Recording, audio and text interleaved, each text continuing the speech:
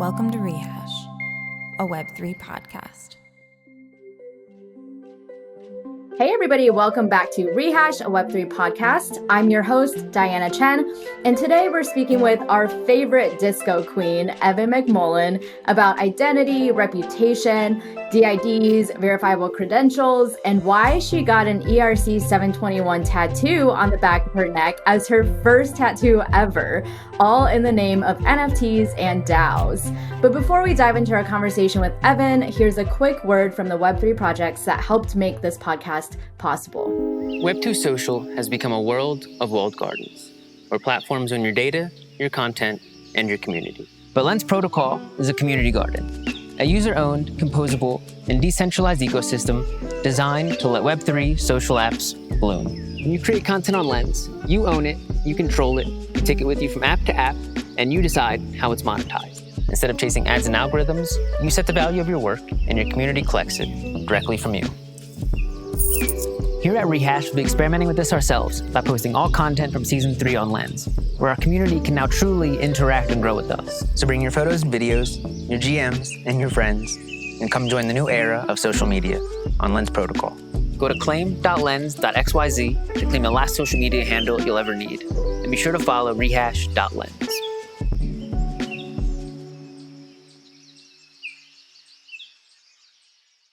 Contributing to a DAO can feel like this. Contributing to several DAOs can feel like this. But it doesn't have to.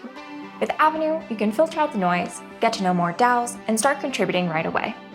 Avenue allows contributors to form organic teams to work together on the things they love. This means DAOs can operate, coordinate, and collaborate at a scale that used to be impossible. Because working together in a DAO should be like making music. The drummers drum, the singers sing, and when collaboration leads the way, a song emerges. No more relying on the core team to get things done. It's time to get your community contributing. To give your DAO the information they need to know, the tools they need to self-organize, and the spaces they need to work together, visit avenue.place.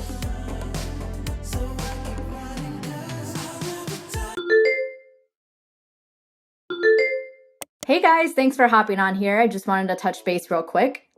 What's up, Diane? What's up? So first of all, I just wanted to say thanks, Tyler, for taking these meeting notes. They look great.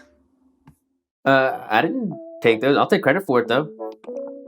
Wait, that wasn't you? Do we know who it was? And who's been posting those hilarious meme videos on our Twitter? Oh, I have no idea. There's a lot going on here, though. Like, how are we supposed to keep up with what everyone's doing? I don't know. It feels like pure chaos being in a DAO sometimes. Ellie, what was that thing you were talking about that helps DAO contributors add and organize all of their contributions? Oh yeah, it's called Govern. It's like GitHub for DAO contributors. Ooh, that sounds cool. How does it actually work? Yeah, so it's actually a protocol where DAO members can add any task they've completed as a contribution. And then their fellow DAO members can attest to them to confirm that those contributions were valid without the need for a core team to do so. What you end up with is a simple bottom-up way for members to build out the DAO's contribution graph themselves. It gives contributors more power and freedom. It makes it a lot easier to accurately reward everyone. DAO members actually own all of their contributions, so if they want to jump into another DAO, they can actually prove they know their stuff. Okay, I'm sold. Can it be on chain? Of course, but on Gnosis chain, so transactions are super cheap. Ooh. All right, yeah, I'm down. Diane? Yeah, for sure. Let's set it up. What's the link, Ellie? Just go to govern.app, and that's govern without the E, so GOVRN.app. Perfect. All right, well, if you guys got this, I gotta jump back to another call. Hey, Evin, welcome to the podcast. How are you? GM, Diana, thank you so much for having me. Of course. Thank you to all of our DAO members for nominating you and voting you on above, can I say, Balaji of all people. So props to you for that. I don't know if you ever thought you'd see the day when you would be ranked higher than Balaji in something, but here we are. The fact that people are so excited about verifiable data is giving me life. And so anytime that Balaji wants to talk to me about it also, he's more than welcome. My DMs are open, dude. Give me a head up. Awesome. You heard it here, Balaji. So before we dive in, I know most people listening probably already know you, have heard you on podcasts, but could you just give a quick TLDR for anybody who isn't familiar with you about your background and how you first got interested in decentralized identity and data? For sure. So my name is Evin McMullen. I am the co-founder of Disco, and I first fell in love with, our universe that is the metaverse over a decade ago. When I was in undergrad, I studied the way that we present ourselves in different persistent digital environments. So learning about how people show up in spaces like World of Warcraft and chat roulette. Instagram had just come out, Facebook, Twitter. And so I thought a lot about the way that we selectively share parts of ourselves in different environments, which I later, learned the language for as our digital identities and later our decentralized identities. So I had the opportunity to work with some really incredible minds back at Consensus for a few years, learning about the way that identity can bring more value and more context to our Web3 interactions. So the organization that probably influenced my understanding of this the most is the World Wide Web Consortium, the W3C. These are the good folks who run the internet and brought us things like URLs. And so by better understanding the way that our networks connect and the way that we're coordinating human beings in a Web 2 context, I really got the spark of thinking about how we can fully express ourselves in Web 3 and the metaverse. Amazing. I love that throwback to chat roulette too. I had completely forgotten about it until you just brought that up, and it brought back some interesting memories. So when we talk about digital identity, and this is going to be a big question, but I think we have to start here. When we talk about digital identity nowadays in the context of the internet and how we spend most of our time online, how do you define identity in that context? So I think of identity as a name that others know you by, and a list of stuff that you've been up to, pieces of information that describe you and your actions, whether statements you've made about yourself, statements that others have made about you, and your ability to control that identifier and that metadata. Amazing. And then I'm sure you're familiar with this. Kim Cameron wrote 7 Laws of Identity, and this is how she defines identity. And she has these 7 facets. That's the first is user control and consent, minimal disclosure for a constrained use, justifiable parties, directed identity, pluralism of operators and technologies, human integration, and consistent experience across contexts. Do you agree with the 7 laws of identity that Kim Cameron outlines, or how do you think this applies to our current day and age? I love the 7 laws of identity. So Kim Cameron used to lead the identity practice at Microsoft. In 2005, he produced this framework as a set of parameters that we could use to minimize risk and harm to human beings when creating identity systems. My personal favorite of the 7 laws of identity is minimal disclosure. And so basically what that means is that your data should be shared on a need to know basis. There's no reason to be a data exhibitionist and expose parts of yourself that are, unnecessary to remove friction and add delight to your own experience. And I think in Web 2 right now, in the paradigm where we live, our data is getting blasted, to everybody that is willing to pay for it. As we see, there's a healthy data brokerage market of third parties buying and selling information about us. And additionally, the Web 2 social platforms that we hang out on exist to basically vacuum up all of the data that we're generating and bringing to the table. And so I'm really excited about inviting more of the Web3 community to consider frameworks such as this to guide our work so that we minimize the risk and harm that we bring to our users. After all, we are building human coordination tools, emphasis on the human. And so the more that we as builders take into account how to best serve those human beings and to protect and consider their needs, the better off we'll all be.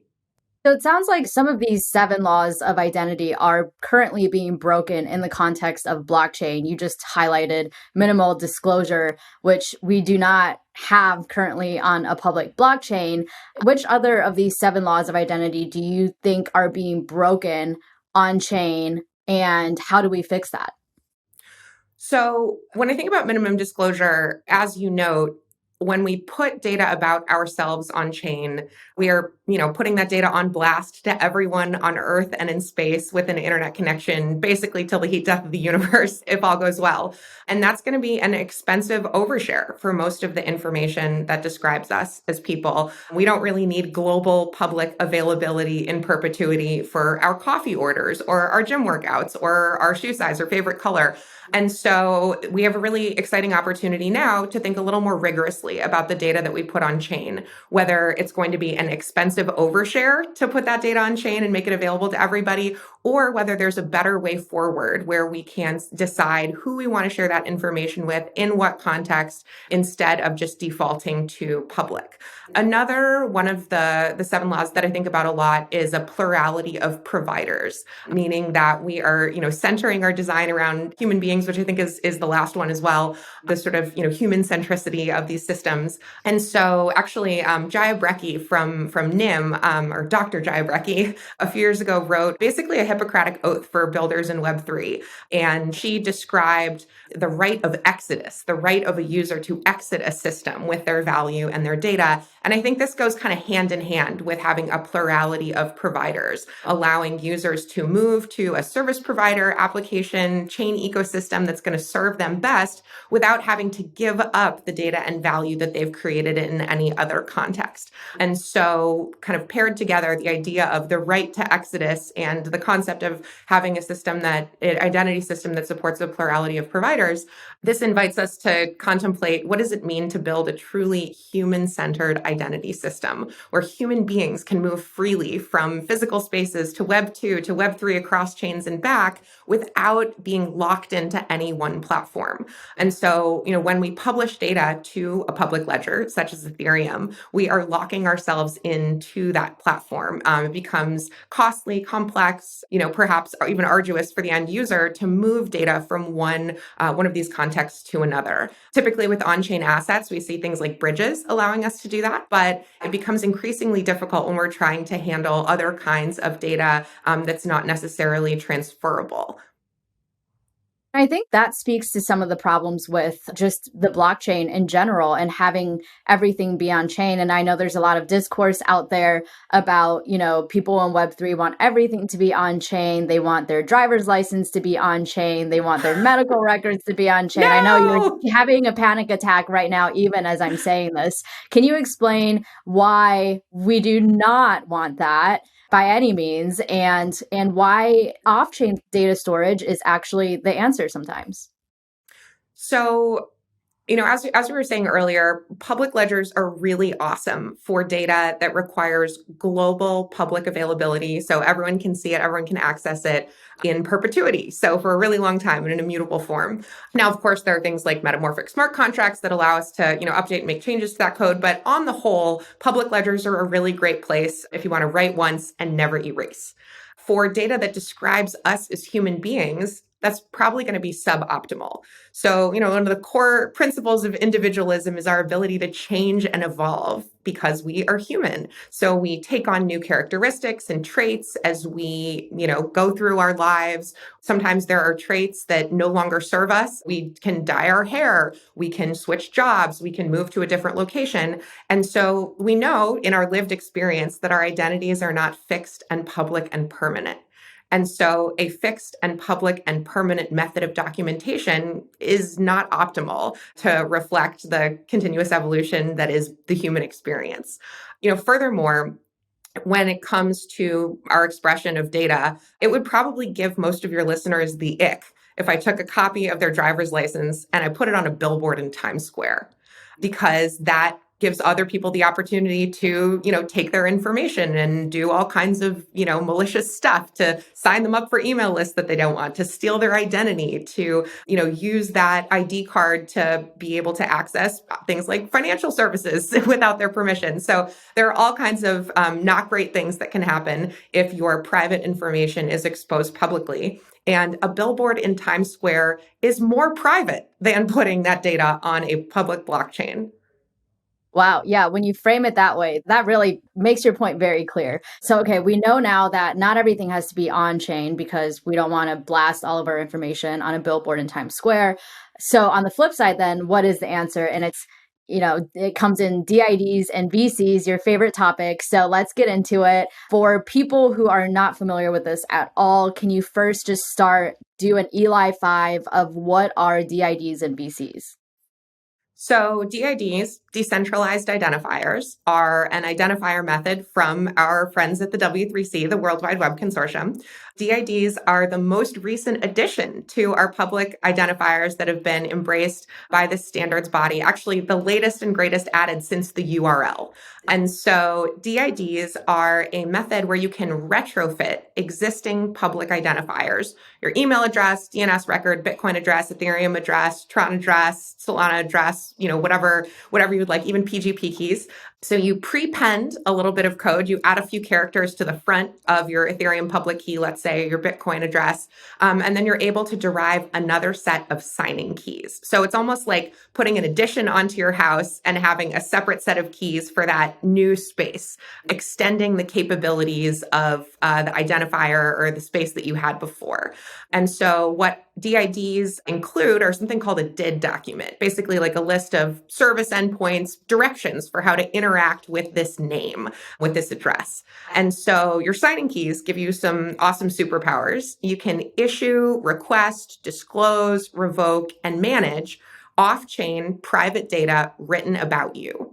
And so this data is best enjoyed, I think, in the form of verifiable credentials, or I call them VCs. Sorry to our venture capitalist friends out there. It's going to get a little confusing for a minute.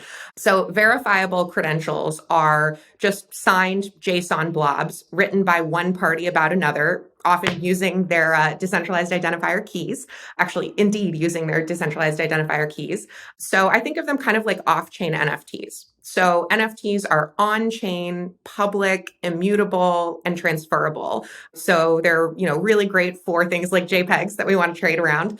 And verifiable credentials are off-chain. They're just files, kind of like a PDF. They are private by default because they are not inherently publicized to the network. They can be revoked or set to expire. And so they're a little bit more of a flexible container for data that describes us that we want to add to our lives or, take away if it no longer serves us. And they have a really flexible signature scheme so that you can sign them with many different kinds of keys. Like every kind of decentralized identifier there is, you can use those keys to sign a verifiable credential that can then be read by all of those other different kinds of keys. So it's like a common language that can be shared between a Bitcoin address and an Ethereum address and an email address. Like they could all be in a group chat right now, passing these signed verifiable credentials via API to one another. And so this is really exciting because it gives us a way to have cross-chain interoperability and interoperability of data between Web 2 and Web 3 without the need to, wait for network latency or pay for gas fees or, deal with, the complexity of traditional bridges. Additionally, verifiable credentials are globally resolvable, meaning that, you can just take the JWT token, drop it into any old JWT resolver you might find on Google. And if you've got an internet connection, you're going to be able to expand that signed credential and understand what it says. Because verifiable credentials are encrypted and tamper evident, they've got almost like a tamper evident seal like you would have on a beverage where you can tell if it's been opened. If someone tries to modify the contents after the original author has written and issued that credential, it's no longer going to resolve. It's going to basically be broken, so you can no longer use it to assert the contents. So one use case that I've heard you talk about with regards to VCs is with regards to reputation. So for example, an institution could issue you a VC saying, Evin did in fact graduate from our institution with this degree and signed by this university that you graduated from. And that would tell people that you're not lying on your resume, that you did indeed get a degree from this university. Or even, if you have, say, a professional license to practice somewhere and say the license is only valid for 5 years at a time, then you could issue the license for 5 years, or you could issue it indefinitely and then revoke it after 5 years. Or even in the context of DAOs, if we move into Web3, I could say, Evin is currently a contributor in Rehash, which gives her certain governance rights. But if, for instance, Evin doesn't exercise any of her governance rights for a whole year, we can see that she's not interested in being a member of Rehash. And so then we can revoke that VC and she is no longer part of Rehash. Do you think reputation is something that should exclusively remain off-chain, or is there anything about our reputation that we should think about, maybe putting on-chain?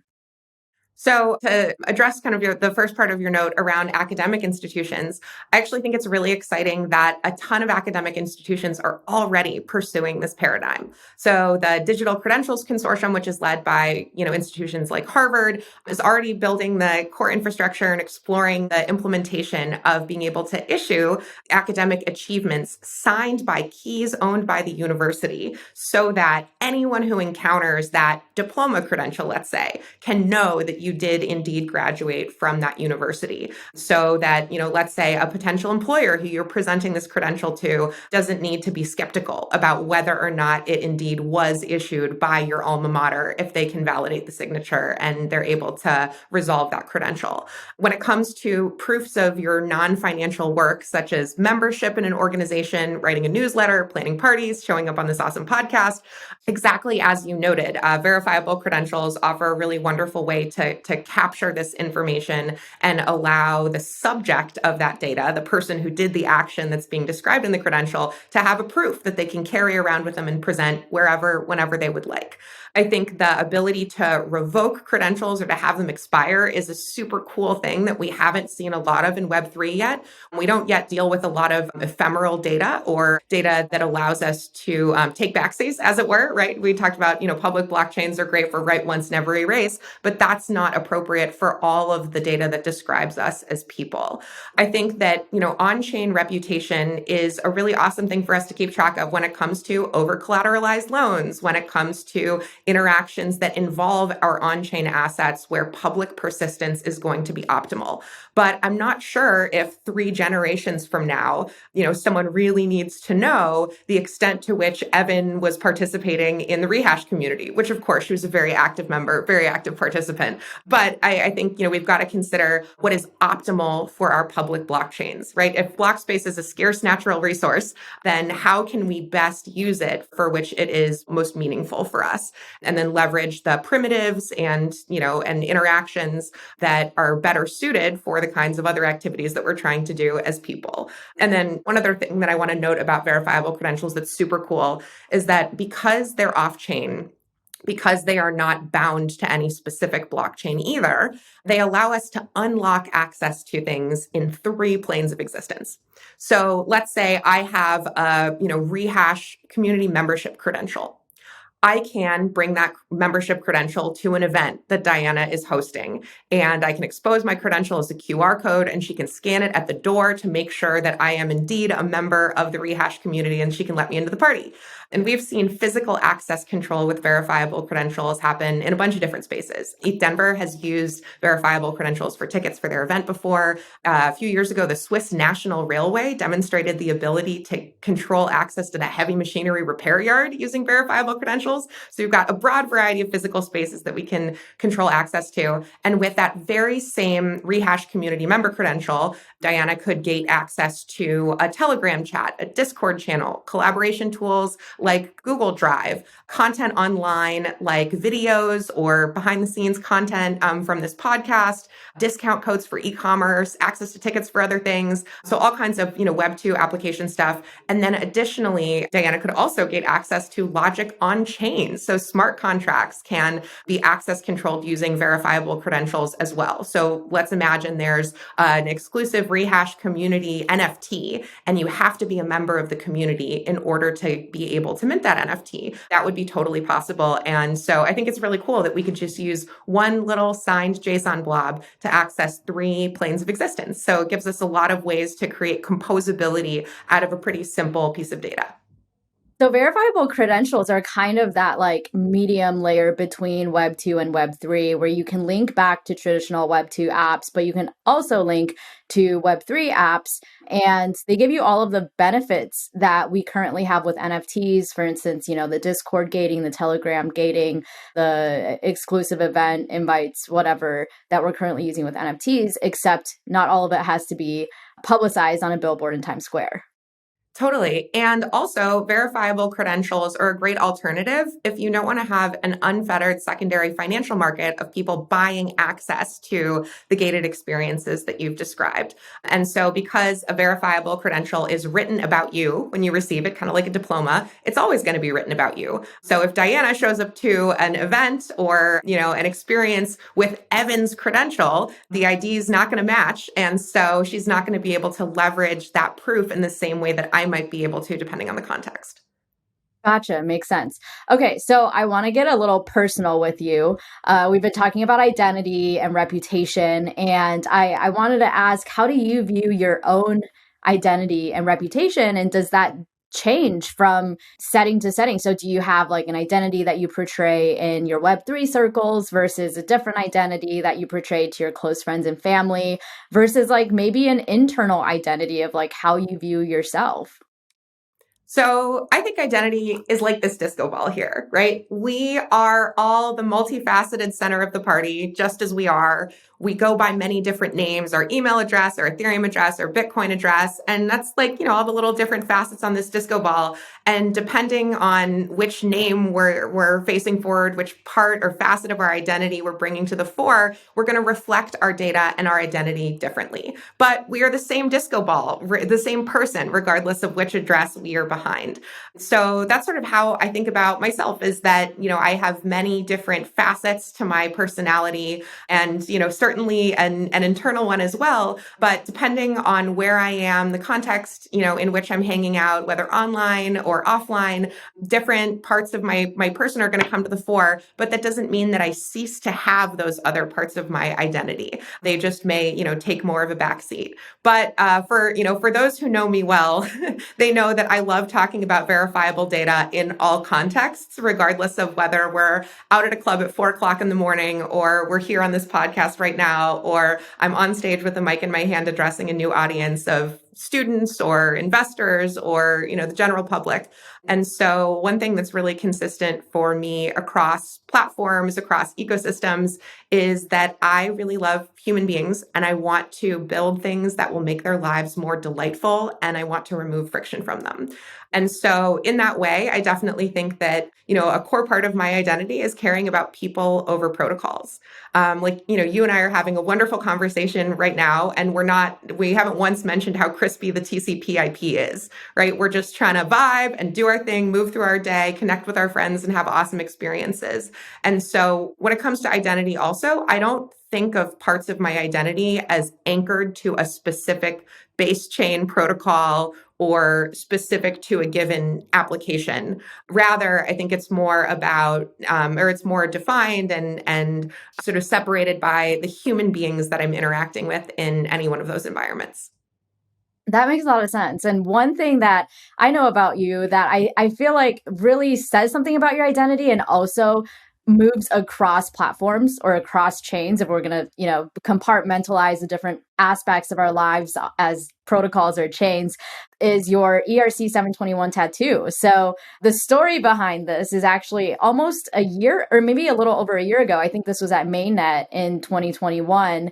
I was getting coffee with you and our friend Diana Richter from Consensus when I mentioned to you that there's a group of us that are going to get ERC 721 tats later that day. And just as a passing almost joke, I said, Evan, you should come with us. Do you want to come? And you're like, yeah, let's do it. And I was not expecting such an easy sell to get you to get your tattoo. Not only a tattoo, but your very first tattoo ever. And so lo and behold, you showed up later that day and got an ERC 721 tattoo. on the back of your neck, of all places. That was such a baller move, I have to say. Can you explain this? Like, what was going through your mind when you said yes to this? Why did you do it? Like, how did you just so like nonchalantly go and get your first tattoo after, like all these years of not having tattoos? You're like, yeah, let's just like YOLO into an ERC 721 tattoo. I'd love to hear your thought process. Well, obviously, I am a full send friend. So immediately, yes, was the only answer. But I also, I really love data primitives, as you can tell from this conversation. But the reason that ERC 721 was so meaningful to me as a person is that not only does it represent a one of one, right? And we are all as individuals one of ones, but it's a public and immutable expression that doesn't involve a blockchain. Like, how cool is that? And so, we in that conversation, we're talking about how, DAOs can really only coordinate in a trust minimized way around public immutable financial assets. And so the idea that we could coordinate a group of people around something that is public and immutable, like a tattoo, but doesn't require a blockchain, I think is a great reminder that human beings have been coordinating for centuries. This is not a new thing simply enabled by public ledgers. And then just for sort of a historical celebration, ERC 721s are the first time that we could have verifiably unique digital rival goods. And that created a new kind of economic interaction. Like, it represented the dawn of a new era in humanity. And so I thought, what better way than to be part of an experiment in this manner? And also, I often wear pigtails at parties. And so I thought this could be a really fun little piece of art to have beneath my party pigtails. How often do you get asked about that out at parties?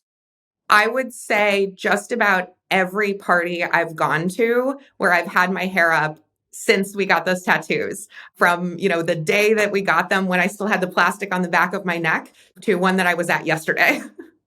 Wow. Okay, so shout out INK DAO. INK DAO is going strong. Since INK DAO was formed a little over a year ago, we have, I think, over 40 members now. So over 40 people who have an ERC 721 tattoo. And some of these people are friends of ours. Others are strangers who found us through Twitter and decided to also YOLO into the tattoo and into INK DAO. When you think about, DAOs in general, where do you see the intersection of DAOs and identity and reputation? Do you think that being in a DAO strengthens one's identity or even says something about one's identity? Like, if you were to list off all the DAOs that you're part of, because you're part of a DAO like INK DAO, which is quite niche and unique, do you think that says something about you to the person on the receiving end immediately? Absolutely. I think that shared experiences create shared identity. And so being part of a community is taking on the attributes of that community, your participation in that community as part of your own experience and your own identity. I think a really beautiful thing about shared experiences and shared community is that they are predicated on psychological safety and an opportunity to connect with other human beings who share an interest or experiences with you. And so inherently that is part of our reputations. But in the DAO space, because DAOs in a trust minimized way can really only be a centralized group chat with a decentralized bank account, like a Gnosis multi-sig wallet, DAOs are really hitting a ceiling, I think, of the fun and utility that we can coordinate, because the only coordination game we can play together is treasury allocation. Other than that, it's kind of DAO in name only, or like a vibes DAO, like a group chat where everybody has a shared affinity or experience. So the DAOs that are probably closest to my heart right now, of course, INK DAO, always very physically close to my heart. Boys Club, so boysclub.eth, boysclub.vip is their website. It's a global community of women and non-binary people in Web3. It's a kind of a no-bro zone for the crypto curious. And so it's kind of like the welcome mat for all of the cool baddies who are interested in Web3, everyone from folks who are just learning about the decentralized ecosystem to multi-exit entrepreneurs and leaders in the investment space to touring DJs and everybody in between. So it's a super inclusive space that's really important to me as not only the welcome mat for Web3 for for all of my friends who are female and non-binary coming into our community, but also just generally is a really amazing group of human beings. And then DAO Jones is an investment DAO that I co-founded with some friends, and we support pre-seed and seed stage startups throughout the Web3 ecosystem. And so definitely all three of these DAOs reflect parts of my identity. I definitely would say that I've contributed all kinds of non-financial work in these spaces, from participating in Twitter spaces to, supporting investment diligence. And all of these actions are things that happen off chain. They didn't require any financial settlement, for me to participate in and contribute to. And so in order for DAOs to coordinate more interesting games in a trust minimized way, we need more verifiable data about one another than just how much money is in our wallet or what NFTs we own. And so that's where I think verifiable credentials can come in really beautifully. So I can create or receive proofs of all of the activities that I've been doing in my DAOs, that I show up at the town hall meetings, that I help to take notes in, some of our other gatherings, that I am a timely signer of our multi-sig transactions. And so if I'm able to capture all of these proofs, then that says something about me and the way that I show up in my community.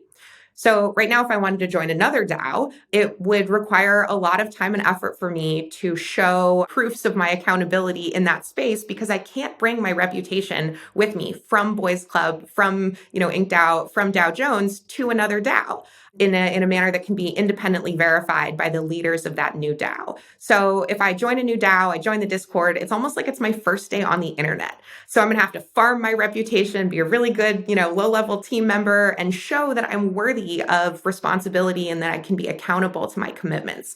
But if we want to lower the switching costs of moving from one DAO to another, joining a new community, it would be really helpful if we were able to bring the positive reputation that we've built up in one space to the front door of the next one. So I could signal the things that I'm good at, the activities that I enjoy, even the time zone that I'm in, so it can be easier to schedule meetings with me. Is this something that Disco is building, is a way for us to carry all of our verifiable credentials from one place to another? Immediately, yes.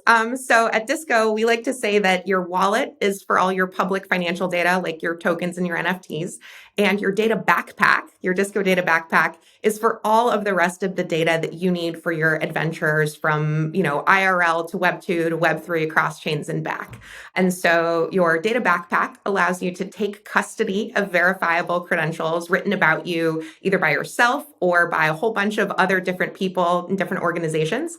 And then you can decide whether you want those credentials to be public, whether you want them to be private. You can take them with you to different applications and decide how you want to use them in your expression of self. We think that your money is the least interesting thing about you.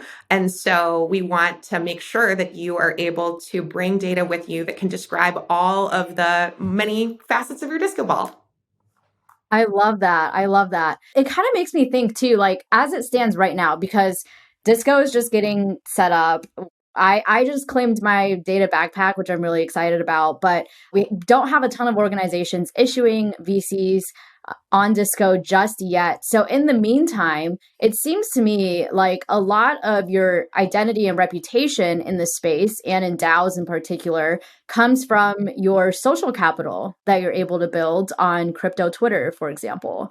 And I'm not sure how to feel about it, to be honest. Like some days I'm like, it kind of makes sense. Social capital is a thing that we've always had, like reputation, having people vouch for you has always been a thing in the traditional world as well. So there's nothing wrong with that. On the other hand, I see, people with really large followings on crypto Twitter who can almost say anything they want, whether true or false, whether insightful or not. And it just seems like they've got mobs of people behind them and backing them and saying, this is so awesome. And I think that can be potentially damaging to the space if a lot of misinformation is getting spread about what we're trying to build, what we're trying to do here. I'm curious to hear your thoughts on that, since I'm sort of, in between, can't make up my mind. What do you think about the role that social capital and social pressure plays in building somebody's reputation and identity in this space right now? So I think it's kind of funny that we rely on centralized platforms to inform how we feel about decentralized, ecosystem influence. That said, as you noted, Disco is just getting up and running, and so we don't quite yet all have all of the tools distributed to everybody to be able to migrate to a more verifiable and meritocratic way of being. I think you've touched on something that's the root for a lot of challenges for us in Web3, that the social capital that you build up on one platform, such as Discord or Twitter, has very low liquidity. You can't move it somewhere else. And this creates a big opportunity for social phishing. So, for example, just because you have a certain Twitter handle doesn't mean that you have the same handle on Discord. And so we've seen a lot of folks be impersonated on one platform or another using the same or a similar handle. And because there is no independently verifiable linkage between the owner of a Twitter handle, the owner of a Discord handle, or even the owner of an ENS name, there are a lot of bad actors who try to, represent that they are the same person as a trusted party, and then they'll wipe your wallet. And so one of the things that we're doing at Disco is making it easy to prove that you are the owner of a given public address, a given data backpack, a given Twitter handle, Discord handle, website. Gotcha. And then something else that I was curious about is with starting up Disco, the disco ball the physical one you have in your hand, and also just the meme and this data backpack. I think both are two extremely strong memes that you've been able to create that's helped Disco get a ton of publicity before you guys even had a product. How do you think about marketing and publicity in the context of memes? And why did you, why did you decide to launch Disco with just these memes before you even had a product? Because I know a lot of times founders are very hesitant to launch anything or even talk about anything before they at least have an MVP product out. So in the 1970s, media philosopher Marshall McLuhan said the medium is the message.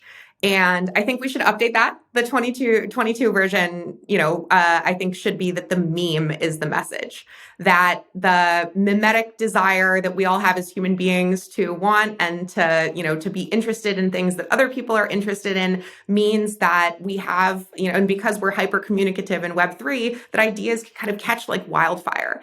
The reason that I wanted to introduce these memes and to invite a conversation about Web3 beyond the chain before we had proliferated our product is because I think it takes a minute for us, in the Web3 ecosystem to remember that crypto stood for cryptography before it stood for cryptocurrency.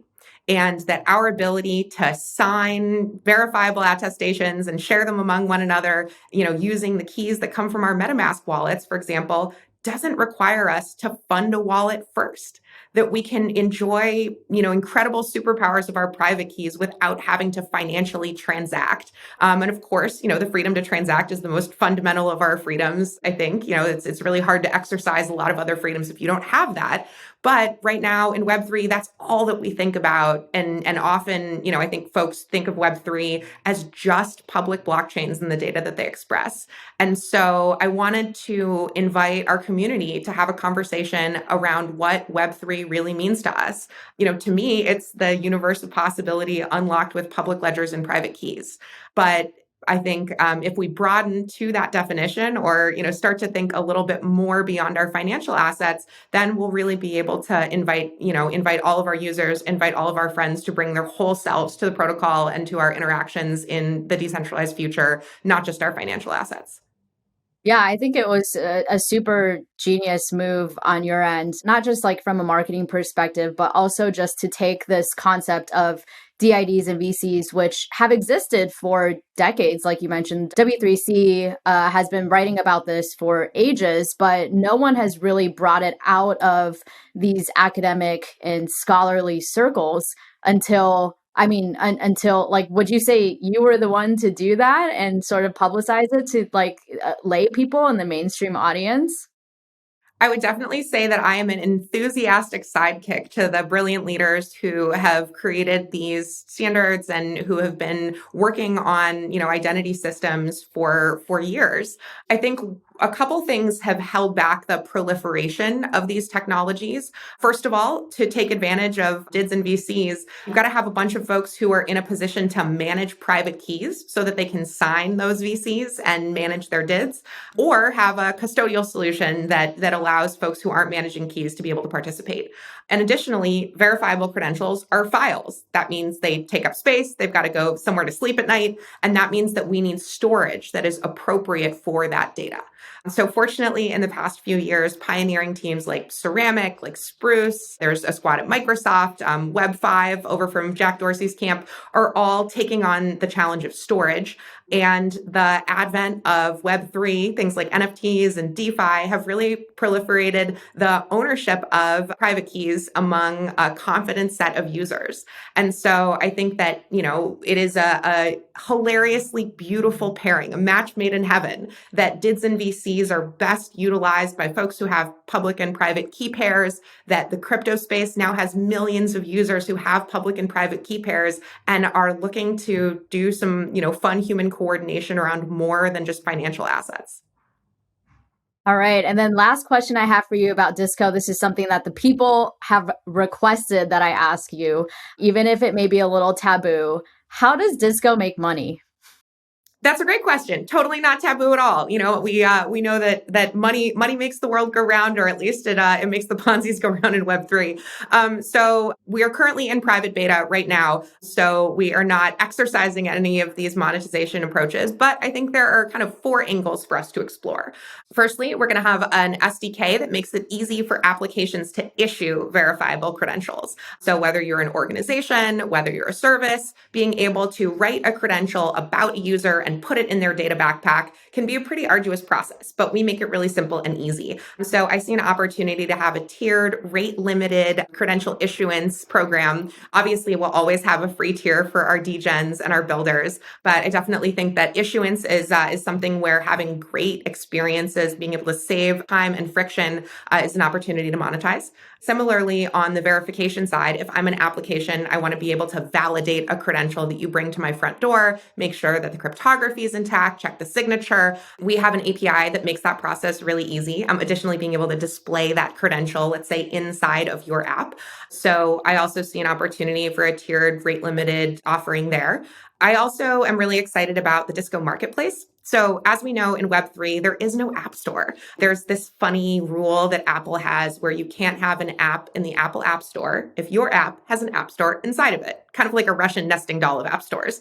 We know that MetaMask ran into some heat with this, but it has created a huge discoverability problem for us in Web3. How do I find other apps that I'm going to like? And, how do I know that they're trusted, or how do I feel good about continuing my journey into this application environment? And so once you take custody of a credential within Disco, one of the things we're really excited to roll out is a marketplace, or kind of like an app store of applications where your experience will be different or improved based on the credentials that you're bringing to the table. And so we think that interface is a really exciting place for us to explore monetization. And then lastly, for end users, as we start to add in more sort of complex or UX focused enhancements, things like being able to divide your credentials into personas. This is my Rehash persona. This is my DAO Jones persona. This is my Boys Club persona.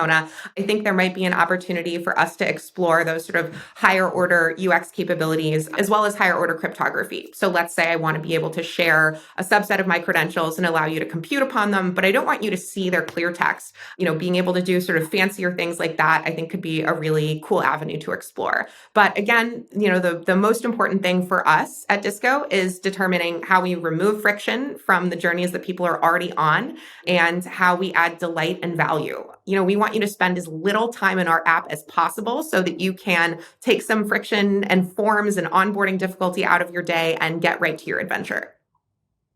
I'm really excited about that Web3 App Store and the discoverability feature that you guys are working on. I think another cool discoverability feature would be the ability to discover other people with the same or similar credentials as you. So even taking the example of a university issuing a credential that you graduated from there, it would be cool to be able to see who else in Web3 is an alum of this same school. Like maybe we have something in common, we can connect, and it could be a great way to onboard new people to this space, people who don't already have friends in Web3 and just discovered it themselves and are curious to learn more, to help them find their first sort of community of people.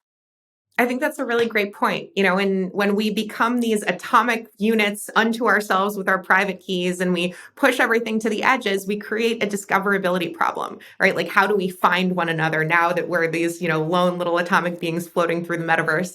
And so it's actually pretty funny. Our friend David Hoffman, who hosts the Bankless podcast, when I first explained Disco to him, he was like, Disco is a dating app. Because if you have a bunch of data that describes you and I have a bunch of data that describes me, and in a privacy preserving way, we can determine how much overlap there is between those two data sets, how much compatibility there is, let's say, between our music tastes or the conferences that we go to, or, the places where we live, the time zones that we hang out in. Then you create an opportunity to not only discover other users, but determine something about how you might be able to interact with them. So whether that's discovering the fitness of two people to date, to join a DAO together, to collaborate on a project, I think there's a lot of exciting opportunity, especially when we're able to bring more of ourselves to the table than, just the assets that we own publicly.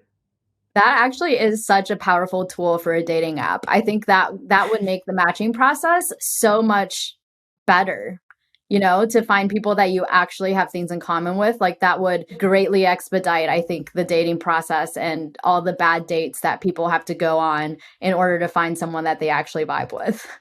Well, I can't make any promises about bad dates, but we have seen, some fledgling examples of dating discoverability in Web3 and how it really hasn't worked. So, for example, I believe the Bored Ape Yacht Club community put forth a conjecture. Maybe we'll have this app, the Lonely Apes Dating Club, or something like that, where the only trait that people had in common was that they would all own bored apes, and so it was like a dating app for only people who owned bored apes. And I'm sure, to no one's surprise, this project never really took off because no women signed up. And so it's, a further proof point that we need more than just a shared NFT or a shared currency to find common ground.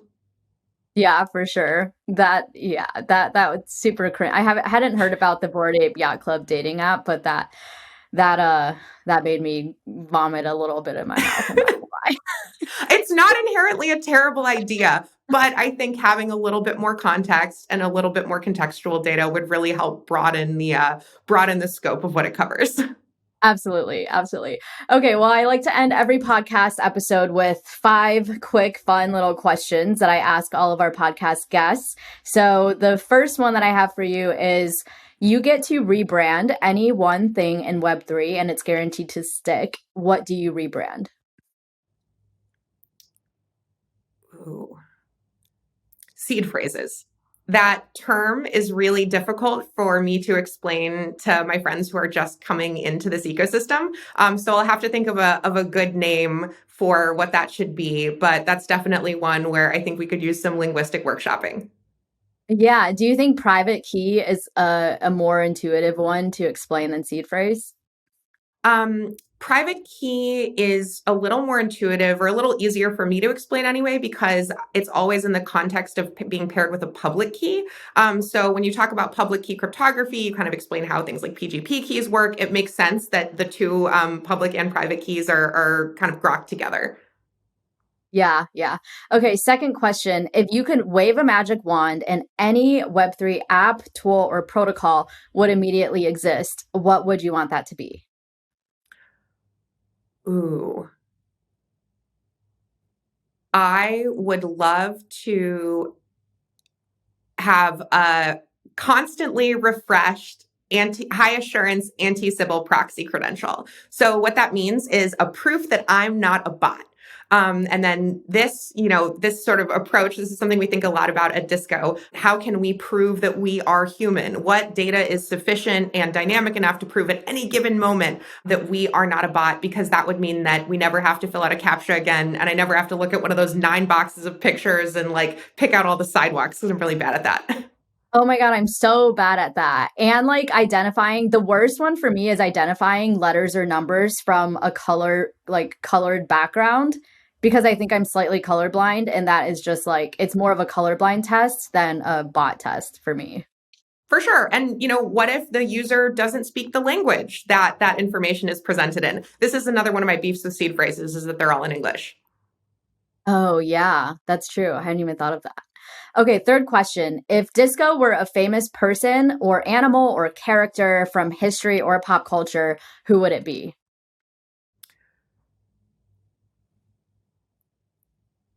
Disco is Britney Spears, 1990s Britney Spears.